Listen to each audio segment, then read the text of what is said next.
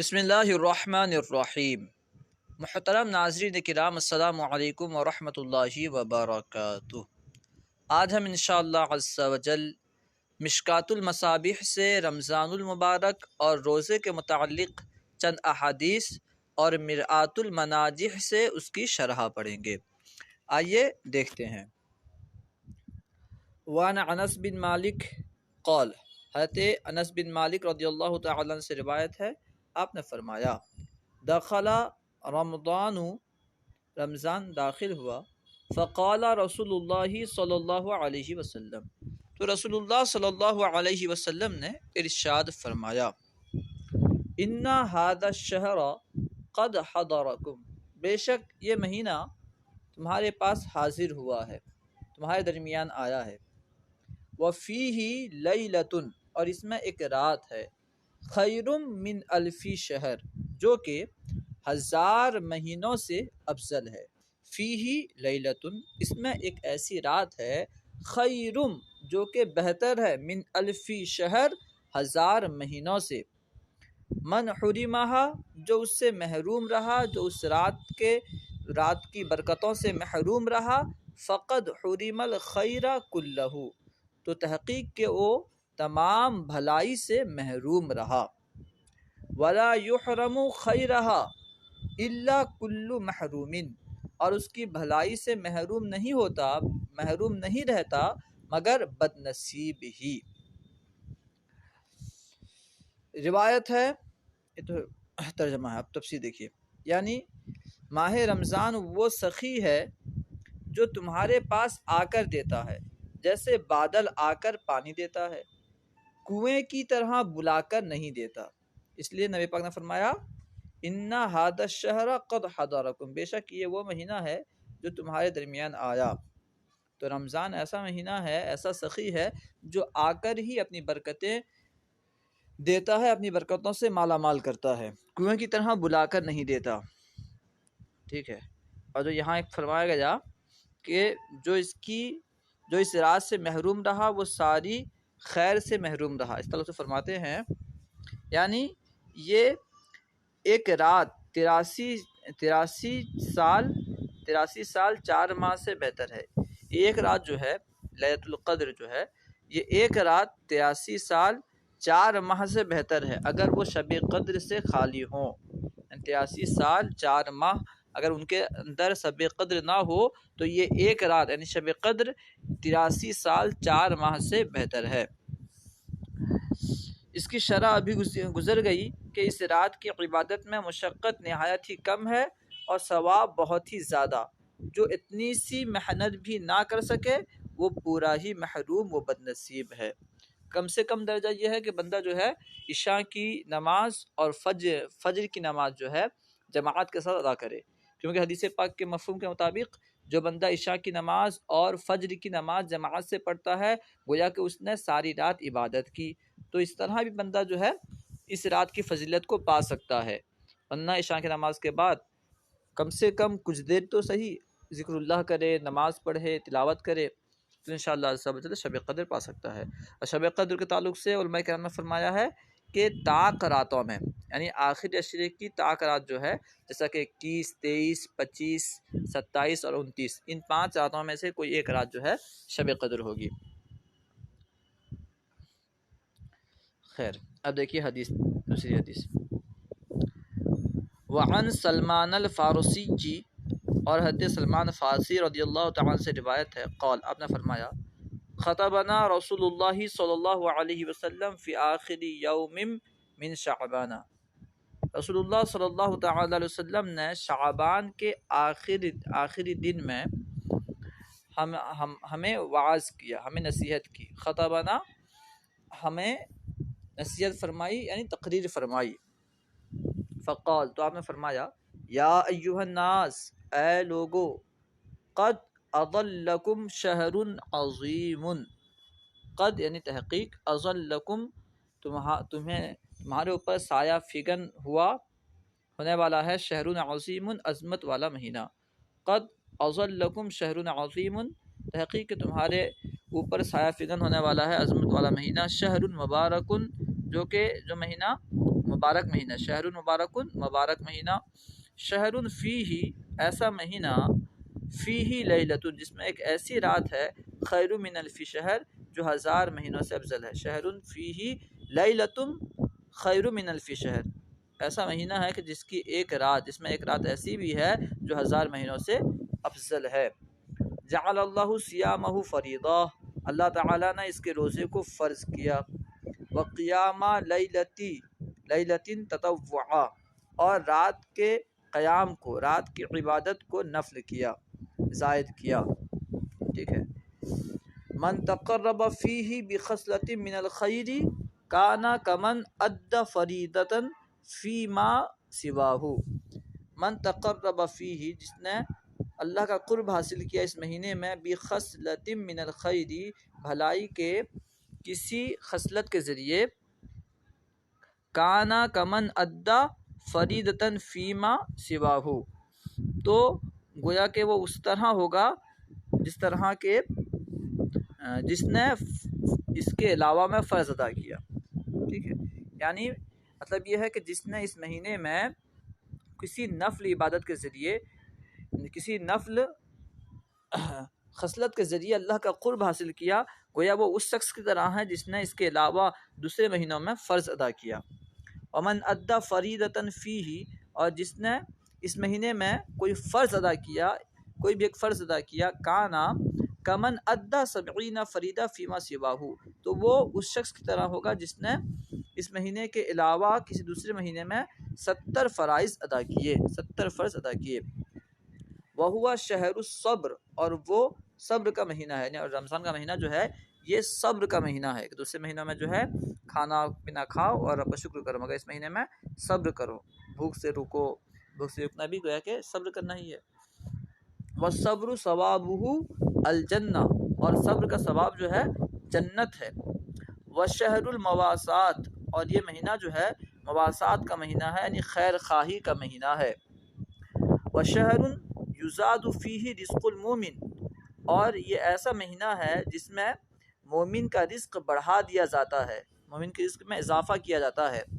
من فطر فیہ صائما کان لہ مغفرۃ لذنوبہ، اور جس نے اس مہینے میں کسی روزے دار کو افطار کرایا، من فطر جس نے افطار کرایا، فیہ اس مہینے میں، صائما کسی روزے دار کو، کان لہ تو اس کا یہ افطار کرانا اس کے لیے کیا ہوگا، مغفرۃ لذنوبہ اس کے گناہوں کے لیے مغفرت کا سبب ہوگا، اس کے گناہوں کے لیے بخشش ہوگا۔ وعتق رقبتہ من النار، اور اس کا یہ افطار کرانا جو ہے اس کی گردن کے آگ سے آزادی کا سبب ہوگا، اس کی گردن جو ہے آگ سے آزاد کر دی جائے گی۔ وَكَانَ لَهُ مِثْلُ أَجْرِهِ، اور اس کے لیے ہوگا، یعنی افطار کرانے والے کے لیے ہوگا، کیا ہوگا، مثل اجرہ اس کے مثل ثواب، یعنی روزے دار کے مثل ثواب، افطار کرانے والے کے لیے روزے دار کی طرح ثواب ہوگا، اس کے مثل ثواب ہوگا، من غیر ان ينتقص من اجرہ شیء، اس کے علاوہ کہ روزے دار کہ اس کے اجر میں کچھ کمی ہو، ٹھیک ہے، یعنی روزے دار کے اجر میں، روزے دار کے ثواب میں کچھ کمی ہوئے بغیر افطار کرانے والے کو روزے دار کی طرح ثواب عطا کیا جائے گا، من غیر ينتقص من اجرہ شیء، اس کے بغیر کہ روزے دار کے اجر میں کچھ کمی ہو۔ قلنا، تو صحابہ کرام نے فرمایا، ہم نے کہا، یا رسول اللہ، اے اللہ کے رسول، دیکھیں یا رسول اللہ کہنا صحابہ کرام کا طریقہ ہے، یا رسول اللہ، اے اللہ کے رسول، لیس کلنا نجد ما نفطر به الصائم، یا رسول اللہ، ہم میں سے ہر کوئی، لیسا کلنا ہم میں سے ہر کوئی ایسا نہیں ہے، نجیدو جو کہ ہم پائیں، ہم میں سے ہر کوئی ایسا نہیں ہے کہ جو پائے، ماں اس چیز کو، نفطرو بھی جس کے ذریعے ہم افطار کرائیں، الصائم روزے دار کو، یا رسول اللہ، ہم میں سے ہر کوئی ایسا نہیں ہے، ہر کوئی ایسا نہیں ہے کہ وہ اس چیز کو پائے جس کے ذریعے روزے دار کو افطار کرائے، یعنی ہر شخص کے پاس ایسی چیز نہیں ہوتی جس کے ذریعے وہ روزے دار کو افطار کرائے۔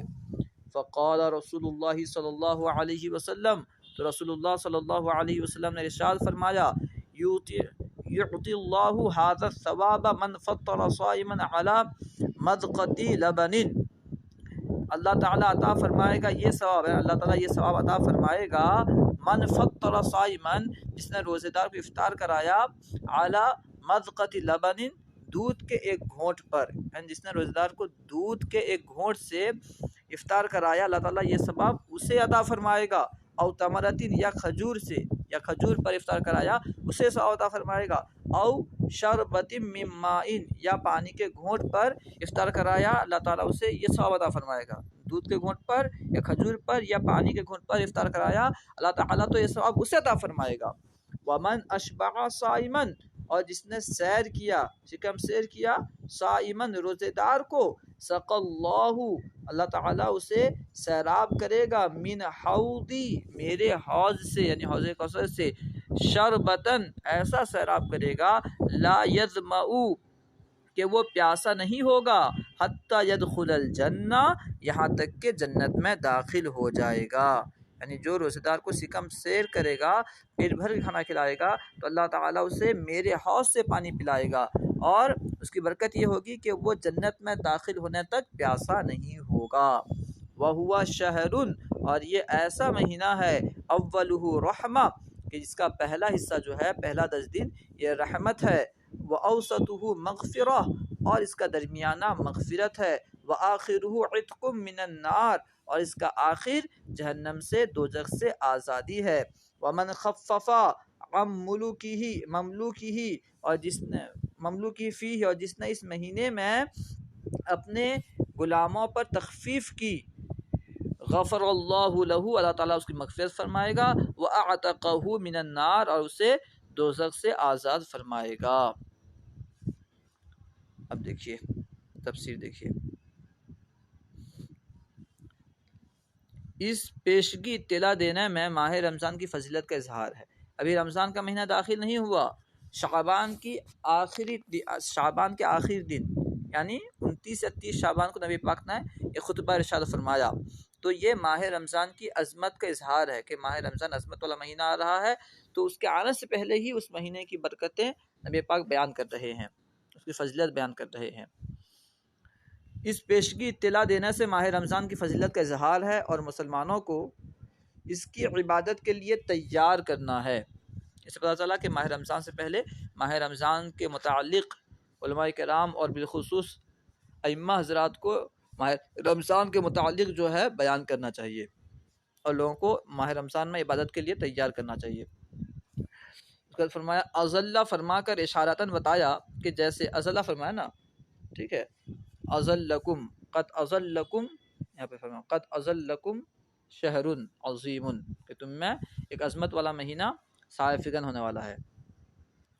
تو اضل فرمایا، تو فرما رہے ہیں کہ اضل فرما کر اشارتاً بتایا، کہ جیسے درخت یا چھت بندے کو اپنے سائے میں لے کر سورج کی تپش سے بچا لیتے ہیں، جیسے درخت کے نیچے انسان آتا ہے تو سورج کی تپش سے، گرمی سے بچ جاتا ہے، یا چھت کے نیچے آتا ہے تو سورج کی گرمی سے بچ جاتا ہے، جیسے درخت اور چھت اپنے سائے میں لے کر انسان کو سورج کی تپش سے بچا لیتے ہیں، ایسے ہی ماہ رمضان مومن کو اپنے سائے میں لے کر دنیاوی و آخروی عذاب سے بچا لیتا ہے۔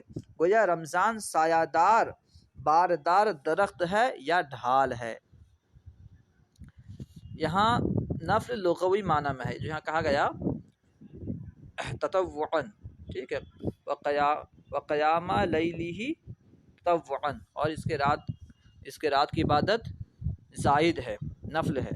یہاں نفل سے مراد کیا ہے بیان کر رہے ہیں، دیکھیے یہاں نفل لغوی معنی میں ہے، یعنی زائد چیز، اور رات کے قیام سے مراد تراویح ہے۔ رات کے قیام سے مراد کیا ہے؟ نماز تراویح ہے، یعنی اس ماہ میں نماز تراویح زائد نماز ہے جو دوسرے مہینوں میں نہیں۔ نماز تراویح بس رمضان میں ہے، تو رمضان میں ایک زائد نماز ہے۔ لہٰذا اس حدیث سے یہ ثابت نہیں ہوتا کہ تراویح نفل ہے۔ کیوں؟ کیونکہ وہ تو سنت مؤکدہ ہے، تراویح تو سنت مؤکدہ ہے۔ یہاں نفل لغوی معنی میں ہے، یعنی ایک زائد نماز جو کہ دوسرے مہینوں میں نہیں ہے۔ نفل کو نفل کہتے ہی اس لیے ہیں کہ وہ زائد نماز ہوتی ہے، ٹھیک ہے۔ اب کیونکہ یہ یہاں تطوع فرمایا گیا دوسرے مہینوں کے اعتبار سے، 11 مہینوں میں یہ نماز نہیں ہے، تو 11 مہینوں کے اعتبار سے اس میں ایک نماز زیادہ کی گئی ہے تو اس اعتبار سے عیسائی نماز ہوئی، مگر اس کا حکم کیا ہے؟ یہ سنت مؤکدہ ہے۔ تراویح کی پوری بحث ہماری کتاب جاء الحق حصہ دوم میں ملاحظہ فرمائیں۔ نمبر 3 حاشیہ نمبر 3 فرما رہے ہیں، یہاں جو کہا گیا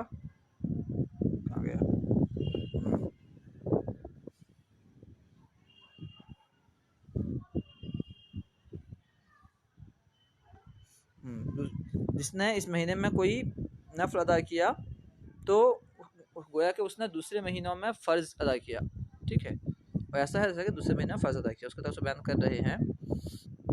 یعنی ماہ رمضان کی نفل دوسرے مہینوں کی فرض کے برابر ہے، اور اس ماہ کی فرض عبادت دوسرے ماہ کی 70 فرائض کے مثل ہے۔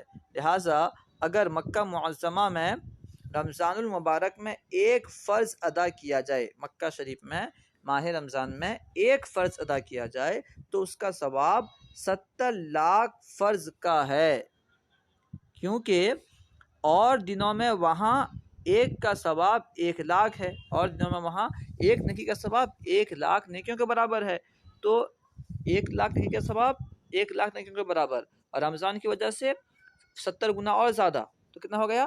70 لاکھ۔ اور پھر اگر جمعہ کا دن ہو تو بعض روایات کے مطابق جمعہ کے دن بھی جو ہے ہر نیکی کا ثواب 70 گنا بڑھ جاتا ہے، تو پھر اس میں اور 70 گنا اضافہ ہو جائے گا، ٹھیک ہے۔ تو رمضان میں 70 لاکھ، اس حساب سے مدینہ منورہ میں ماہ رمضان کی ایک فرض کا ثواب 35 لاکھ ہے، کیونکہ مدینہ منورہ میں اگر کوئی بندہ ایک نیکی کرتا ہے تو اسے 50,000 نیکیوں کے برابر ثواب عطا کیا جاتا ہے، ٹھیک ہے۔ تو 35 لاکھ ہے۔ یہ زیادتی تو رمضان کے عام دنوں میں ہے۔ شب قدر، اور شب قدر کی مطلب کیا ہے؟ 1000 مہینوں سے افضل۔ اگر شب قدر میں کوئی مکہ معظمہ میں عبادت کرے، ایک فرض ادا کرے، ٹھیک ہے، اور اتفاقاً اگر شب قدر جو ہے جمعہ کے دن پڑ جائے تو کتنا ثواب، کتنی نیکی حاصل ہوں گی اندازے سے ورا ہے۔ اور رمضان کے جمعہ کی نیکیاں تو بہت زیادہ ہوں گی انشاءاللہ۔ تو دیکھیے، یعنی دوسرے مہینہ جو کہا گیا کہ رمضان صبر کا مہینہ ہے، تب سے فرما رہے ہیں یعنی دوسرے مہینے شکر کے ہیں جن میں کھاؤ، آرام کرو اور شکر بجا لاؤ۔ اس مہینے میں دن میں نہ کھاؤ، رات کو نہ سوو اور صبر کرو۔ رمضان کے 4 نام ہیں۔ ماہ رمضان، رمضان کو رمضان اس لیے کہتے ہیں کہ رمض کا معنی جو ہے گرمی کی شدت وغیرہ ہے، کیونکہ جب پہلی مرتبہ ماہ رمضان آیا تو اس وقت گرمی کا موسم تھا، اس لیے اس مہینے کو ماہ رمضان کہا گیا، رمضان نام رکھ دیا گیا ہے، اس لیے کہ رمضان کا ایک معنی جو ہے جلنا، جلانا، کہ یہ مہینہ مسلمانوں کے گناہوں کو جلا دیتا ہے، اس لیے اسے ماہ رمضان کہتے ہیں۔ ماہ صبر کیونکہ اس میں جو ہے کھانے پینے سے بچا جاتا ہے، گویا کہ صبر کا معنی رکنا ہے۔ اب کھانے سے بچنا، شہوت سے بچنا، ٹھیک ہے، پینے سے بچنا، تو ایک طرح سے جو ہے بندہ صبر کرتا ہے، اس لیے اسے صبر کہا جاتا ہے، ماہ صبر، بھوک کی شدت کو برداشت کرتا ہے، تو ماہ صبر ہے۔ ماہ مواسات، ایک خیر خواہی کا مہینہ، کیونکہ بندہ جب اس مہینے میں صبر کرتا ہے، بھوکا رہتا ہے، تو دوسروں کا احساس ہوتا ہے کہ جن لوگوں کو کھانا نہیں ملتا وہ لوگ کیسے زندگی گزارتے ہوں گے، پھر جو ہے بندہ اس مہینے میں خیر خواہی کرتا ہے، اور عموماً جو ہے اس مہینے میں تمام لوگوں کی رزق میں برکت ہوتی ہے، جس کی وجہ سے بندہ جو ہے دوسروں کی مدد کرتا ہے، غریبوں کو زکوٰۃ خیرات وغیرہ سے نوازتا ہے، تو یہ جو ہے خیر خواہی کا مہینہ بھی ہے۔ اور ماہ مبارک مہینہ ہے کہ اس میں برکتیں نازل ہوتی ہیں۔ ان ناموں کی وجہ جو ہے، ان ناموں کی وجہ ہم نے اپنی تفسیر نعیمی میں تفصیل سے لکھی ہے۔ تفسیر نعیمی میں ان ناموں کی وجہ جو ہے دیکھ سکتے ہیں۔ یہاں جو کہا گیا کہ یہ ماہ مواسات ہے، مواسات کیوں کہا گیا؟ فرما رہے ہیں کہ اس مہینے میں قدرتی طور پر مسلمانوں میں غربا اقربا کی غمخواری کا جذبہ موجزن ہوتا ہے۔ جو قریبی رشتہ دار غریب ہوتے ہیں ان کے خیر خواہی کا جذبہ جو ہے قدرتی طور پر دل میں پیدا ہو جاتا ہے۔ بعض لوگ رمضان میں اپنی شادی شدہ لڑکیوں کو بلا لیتے ہیں، بعض لوگ مہینہ بھر تک مسکینوں کو کھلاتے ہیں۔ ان سب کا ماخذ یہ حدیث ہے اور مواسات پر عمل ہے۔ مواسات بمعنی مساہمت ہے، مواسات بمعنی مساہمت ہے۔ سہم بمعنی حصہ سے مشتق ہے. سہم کا معنی ہوتا ہے حصہ، مساہمت جو ہے سہم سے بنا ہے، تو مواسات مساہمت کے معنی میں ہے، اور مساہمت جو ہے سہم سے بنا ہے، اور سہم کا معنی ہے حصہ، یعنی اپنی روزی میں دوسروں کو حصہ دار بنانا، سخاوت کرنا. ٹھیک ہے، یہ مواسات کا معنی ہے. اس کے بعد رزق، یہاں جو کہا گیا کہ اس مہینے میں ہر مسلمان کے رزق میں اضافہ کر دیا جاتا ہے. یزاد فیہ رزق المومن، اس طرح کے الفاظ ہیں غالباً. رزق حصی بھی اور معنوی بھی، یعنی رزق حصی میں بھی برکت عطا کیا جاتا ہے، رزق حصی بھی بڑھا دیا جاتا ہے، اور رزق معنوی بھی بڑھا دیا جاتا ہے. رزق حصی بھی اور رزق معنوی بھی، ہر سال اس کا مشاہدہ ہوتا ہے کہ ہر روزے دار کو رمضان میں وہ نعمتیں ملتی ہیں جو دوسرے مہینوں میں نہیں ملتی، نیز اس مہینے میں قدرتی طور پر دل پر وہ اثر ہوتا ہے جو دوسرے مہینوں میں نہیں ہوتا. اس کے بعد روزے دار کو افطار کرانے طرف سے، یعنی روزہ افطار کرنے والے کو 3 فائدے ہوتے ہیں، یعنی افطار کرانے والے کو 3 فائدہ ہوتا ہے: گناہوں سے بخشش، دوزخ سے آزادی، اور اسے روزے کا ثواب. بعض لوگ افطار کے وقت مسجدوں میں پھل فروٹ یا کھانے بھیجتے ہیں. ان کی اصل یہ حدیث شریف ہے، جو مسجدوں میں کھانا وغیرہ بھیجتے ہیں، افطار بھیجتے ہیں، اس کی اصل بھی یہی حدیث ہے کہ جو کسی روزے دار کو افطار کرائے گا تو اس کے لیے جو ہے بخشش ہوگی، دوزخ سے آزادی ہوگی، اور اس کے لیے روزے دار کی طرح ثواب ہوگا. کاٹھیا واڑ اور یو پی میں ہر نمازی مغرب کے وقت کچھ لے کر آتا ہے، اور کوشش ہوتی ہے کہ ہر ایک دوسرے کے کھانے سے روزہ افطار کرے. اس کی اصل بھی یہی حدیث ہے. خیال رہے کہ روزہ افطار کرانے سے ثواب روزہ تو مل جاتا ہے، روزے کا ثواب تو مل جاتا ہے، مگر اس سے روزہ ادا نہیں ہوتا. لہٰذا کوئی امیر لوگوں کو افطار کرا کے خود روزے سے بے نیاز نہیں ہو سکتا. کوئی امیر آدمی یہ سوچ لے کہ میں افطار کرا دوں گا تو روزے کا ثواب مل جائے گا، اب مجھے روزہ رکھنے کی کیا ضرورت. نہیں، روزہ تو ہر مسلمان پر فرض ہے. اگر کوئی بندہ جان بوجھ کر ایک روزہ چھوڑے گا تو وہ اگر پورا دہر روزہ رکھتا رہے تو پھر بھی جو ہے اس کے برابر نہیں ہو سکتا. باقی دنوں کا روزہ جو ہے، پورے دہر کا روزہ اس ایک روزے کے برابر نہیں ہو سکتا. ٹھیک ہے، روزے تو رکھنے ہی پڑیں گے. یہاں جو کہا گیا کہ رمضان کا جو پہلا عشرہ ہے، اول جو ہے یہ رحمت ہے. ٹھیک ہے، اس طرح سے بیان کر رہے ہیں. دیکھیے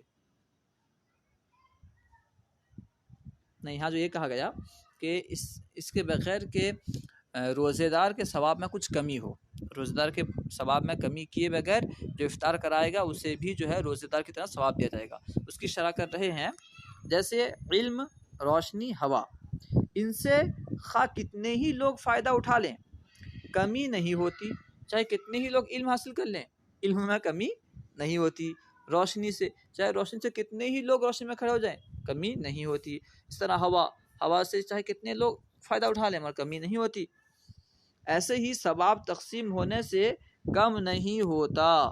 لہٰذا حدیث پر یہ اعتراض نہیں کہ تقسیم ہو کر ثواب میں کمی کیوں نہیں ہوتی. اس لیے جو ہم اثار ثواب کرتے ہیں تو اثار ثواب سے ہمیں جتنے زیادہ لوگوں کریں گے ہمیں اور زیادہ ثواب ملے گا. ٹھیک ہے، کیونکہ اثار ثواب جتنے زیادہ لوگوں کرنے سے ایسا نہیں کہ تقسیم ہو کر سب کا تھوڑا تھوڑا پہنچتا ہے، بلکہ پورا سب تک پہنچتا ہے. مادی چیزیں بٹ کر گھٹتی ہیں، نور میں یہ قاعدہ نہیں، نور میں بٹنے کے بعد گھٹنے والا قاعدہ نہیں، بلکہ سمندر اور چشمے کا پانی بھی خرچ سے گھٹتا نہیں. حالانکہ اگر دیکھا جائے تو حقیقتاً تھوڑا سا تو اس سے ہم نے نکال لیا، مگر سمندر میں ایسے اگر دیکھا جائے تو بظاہر اس میں کوئی کمی نظر نہیں آتی. ٹھیک ہے، ٹھیک ایسے ہی ہے. اب یہاں بیان کر رہے ہیں کہ پہلا جو ہے یہ جو کہا صحابہ کرام نے فرمایا کہ یا رسول اللہ ہم میں سے ہر ایک کے پاس وہ چیز نہیں جس سے ہم افطار کرائیں. استاد سے فرما رہے ہیں وہ حضرات سمجھے کہ روزہ افطار کرانے کے معنی ہے اسے سیر کر دینا، اس لیے سوال کیا. سوال کیوں کیا صحابہ کرام نے، اس کی وجہ یہاں پہ بیان فرما دی. جو آپ کا خلاصہ یہ ہے کہ صرف نبی پاک نے جو جواب دیا اس کا خلاصہ یہ ہے کہ صرف پیٹ بھرنے پر یہ ثواب موقوف نہیں، جو چیز بھی اولاً روزے دار کے حلق سے نیچے اتاری جائے یہ ثواب مل جاتا ہے، بلکہ اگر چند آدمی مل کر روزے دار کو کسی چیز سے افطار کرا دیں تو سب کو الگ الگ روزے کا ثواب ہوگا۔ داتا کی دین کے بہانے ہوتے ہیں، صدقہ ہے اس کے حبیب صلی اللہ علیہ وسلم کا۔ یعنی صرف افطار کرانے کا ثواب تو بیان ہو چکا، روزے دار کو سیر کر کے کھلانے کا ثواب یہ ہے۔ خیال رہے کہ جیسے آج دنیا میں سب کو کھانے کی سخت ضرورت ہوتی ہے، ایسے ہی کل میدان محشر میں پانی کی سخت ضرورت ہوگی، وہاں بھوک نہ ہوگی مگر پیاس ہوگی۔ بروز قیامت بھوک نہیں لگے گی بلکہ پیاس لگے گی۔ اللہ تعالی حوض کوثر کی ایک نہر میدان محشر میں پہنچا دے گا، جس سے امت مصطفیٰ صلی اللہ علیہ وسلم وہاں ہی یہ پانی پیے گی اور پیاس سے امن میں رہے گی۔ ایک بار جس نے یہ پانی پی لیا تو جنت میں داخلہ تک پیاس نہ لگے گی۔ اللہ تعالی ہم سب کو وہاں اس حوض کا پانی نصیب کرے۔ پھر جنت میں پہنچ کر نہ بھوک ہوگی نہ پیاس، لہٰذا حدیث پاک بالکل واضح ہے۔ اس پر نہ تو یہ اعتراض ہے کہ محشر میں حوض کوثر کہاں، حوض تو جنت میں ہوگا، یعنی حوض کا ایک نہر جو ہے جاری کر دیا جائے گا۔ نہ یہ اعتراض کہ پیاسا نہ ہونے کی انتہا جنت میں داخلہ تک بیان کیوں فرمائی گئی، اس لیے کہ جنت میں بھوک پیاس لگے گی ہی نہیں، اس لیے جو ہے انتہا جنت میں داخلہ تک ہی فرمائی گئی۔ اس سے پہلے پیاس لگے گی، بھوک نہیں لگے گی، اس لیے صرف پیاس لگے گی، صرف اس لیے کہا گیا کہ جو پانی پی لے گا تو جنت میں داخل ہونے تک پیاسا نہیں ہوگا۔ کیا جنت میں پہنچ کر پیاس لگے گی؟ نہیں لگے گی، کیونکہ وہاں تو بھوک پیاس دونوں ہی نہیں لگے گی۔ نہ یہ اعتراض رہا کہ کھانے کا بدلہ پانی، کیا اس کا بدلہ تو کھانا ہی چاہیے تھا، کھانے کا بدلہ پانی کیا، اس کا بدلہ تو کھانا ہی ہونا چاہیے تھا، کیونکہ وہاں پہ بھوک لگے گی ہی نہیں، کھانے کی ضرورت ہی نہیں ہوگی، اس لیے اس کا بدلہ وہاں پہ کھانے سے نہیں دیا جائے گا بلکہ پانی سے دیا جائے گا جس کی ضرورت ہے۔ ٹھیک ہے، خیال رہے کہ جنت میں بھوک نہ ہوگی نہ پیاس، مگر وہاں کھانا پینا سب کچھ ہوگا، لذت کے لیے، نہ کہ بھوک پیاس دفع کرنے کو۔ وہاں جو کھانا پینا ہوگا وہ لذت کے لیے ہوگا، بھوک پیاس دور کرنے کے لیے نہیں ہوگا۔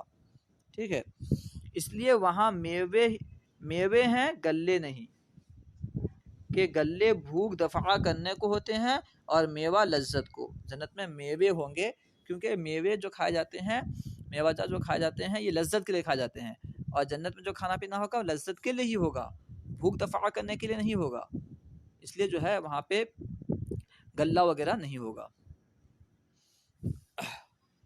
یعنی ماہ رمضان کے 3 اشرا ہیں، اشرا 10 دنوں کو کہتے ہیں، اشرا کا معنی ہوتا ہے 10۔ ٹھیک ہے، تو رمضان کے 10، کیونکہ ایک مہینے کا رمضان ہے تو اگر 3 حصوں میں تقسیم کریں تو 10 دن جو ہے الگ 3 حصے ہو جائیں گے، تو پہلے 10 دن کو پہلا اشرا، دوسرے 10 دن کو دوسرا اشرا، تیسرے 10 دن کو تیسرا اشرا کہتے ہیں۔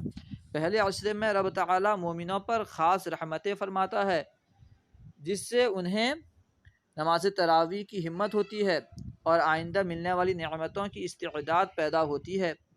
دوسرے عشرے میں، کیونکہ جب شروع میں بندہ کافی دنوں سے عبادت روزہ نہیں رکھا ہوا ہوتا ہے، تراویح پڑھنے کی عادت نہیں ہوتی ہے، تو پہلے 10 دنوں میں جو ہے اس کی عادت پڑ جاتی ہے، نماز تراویح پڑھنے کی عادت، اور جو ہے روزہ رکھنے کی عادت جو ہے یہ پیدا ہو جاتی ہے۔ دوسرے عشرے میں تمام صغیرہ گناہ کے معافی ہیں، جو جہنم سے آزادی کا اور جنت میں داخلے کا سبب ہے۔ دوسرے عشرے میں جو ہے تمام صغائر گناہ جو ہے معاف ہو جاتے ہیں۔ تیسرے عشرے میں روزے داروں کے جنتی ہو جانے کا اعلان اور وہاں کے داخلے کا ویزا اور پاسپورٹ کی تحریر۔ فقیر کی شرح سے اس ترتیب کی وجہ بھی معلوم ہو گئی۔ جو ترتیب کہا گیا کہ پہلا اسرا جو ہے رحمت، دوسرا اسرا مغفرت، تیسرا اسرا جہنم سے آزادی۔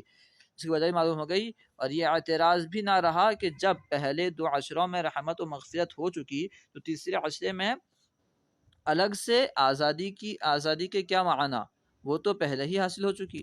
تو رحمت سے مراد کیا ہے؟ رحمت تو نازل ہوگی، ٹھیک ہے، مگر رحمت سے جو ہے بندے کو عبادت پر قوت ملے گی، بندہ عبادت کے لیے تیار ہوگا۔ اور مغفرت سے مراد گناہ صغائر کی مغفرت ہیں۔ اور تیسرے عشرے میں جو ہے بالکل بندہ جو ہے جہنم سے آزاد کر دیا جائے گا، اور جنت میں داخلہ کا اسے گویا کہ پاسپورٹ ویزا دے دیا جاتا ہے۔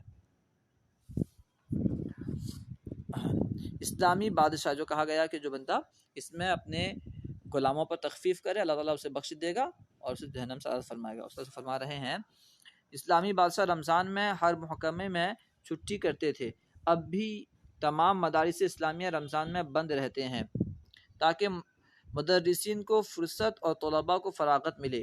بعض عمرا یعنی بعض امیر لوگ اس مہینے میں نوکروں سے کام یا تو لیتے نہیں یا بہت کم لیتے ہیں، مگر ان کی تنخواہ اور کھانا وغیرہ برابر دیتے رہتے ہیں۔ ان سب کی اصل یہ حدیث شریف ہے، تم اپنے ماتحتوں نوکروں پر مہربانی کرو، اللہ تعالیٰ تم پر مہربانی کرے گا۔ امید ہے آپ کو پوری بات سمجھ میں آ گئی ہوگی۔ اگر یہ ویڈیو آپ کو اچھی لگے تو اسے لائک اور شیئر کرنا نہ بھولیں۔ علم دین کو عام کرنے کے لیے ہمارا ساتھ دیں، اور اگر آپ نے اب تک ہمارے چینل فیضان درس نظامی کو سبسکرائب نہیں کیا تو ضرور سبسکرائب کریں۔ السلام علیکم ورحمۃ اللہ وبرکاتہ۔